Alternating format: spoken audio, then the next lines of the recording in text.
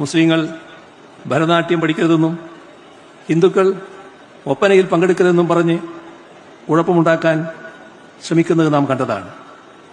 നമ്മുടെ രാജ്യത്ത് കുട്ടികളുടെ ക്രിസ്മസ് കരോളിന് നേരെ പോലും ആക്രമണം നടത്തുന്നത് നാം കണ്ടു.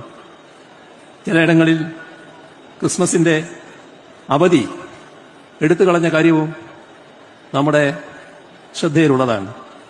എവിടെയും മതത്തിന്റെ പേരിൽ കലാപമുണ്ടാക്കാൻ 11ാം ക്ലാസ്സിലെയും 12ാം ക്ലാസ്സിലെയും പുസ്തകങ്ങൾ വരും വർഷങ്ങളിൽ പരിഷ്കരിക്കും.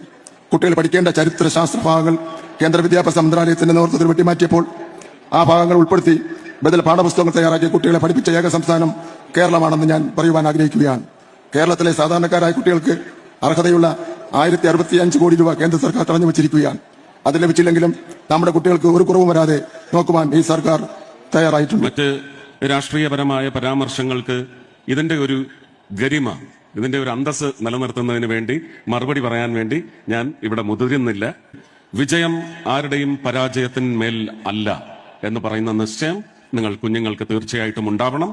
വിജയങ്ങൾ പ്രഖ്യാപിക്കപ്പെടുമ്പോൾ കണ്ണീര് ഇറ്റു വീഴാം, പക്ഷെ അത് ആനന്ദാശ്രുക്കളായിരിക്കണം. അത് ലഭിക്കാത്തതിന്റെ പേരിൽ സങ്കട കണ്ണീരായി ഒരിക്കലും ഒഴുക്കരുത് എന്ന് പറയുന്ന ഒരു വലിയ ജ്യേഷ്ഠന്റെ, ഒരു വലിയ അച്ഛന്റെ, അമ്മാവന്റെ ഒക്കെ സ്ഥാനത്ത് നിന്നുകൊണ്ട് ഏറ്റവും അപ്പീലുകൾ കുറഞ്ഞ യുവജനോത്സവ മേളയായി ഇതിനെ ഉയർത്തണേ എന്ന് ഞാൻ വിദ്യാർത്ഥിനി സമൂഹത്തോടും അധ്യാപകരോടും ഗുരുക്കന്മാരോടും അഭ്യർത്ഥിക്കുകയാണ്. ഈ വേദിയുടെയും ഇത് കുഞ്ഞുങ്ങളുടെ മാത്രം അവകാശമാണ്. അതിൽ മറ്റൊരു വിഷയങ്ങളെ സംബന്ധിച്ചും മറുപടിയോ അല്ലെങ്കിൽ പ്രതിപാദിക്കാനോ ഞാൻ തയ്യാറല്ല.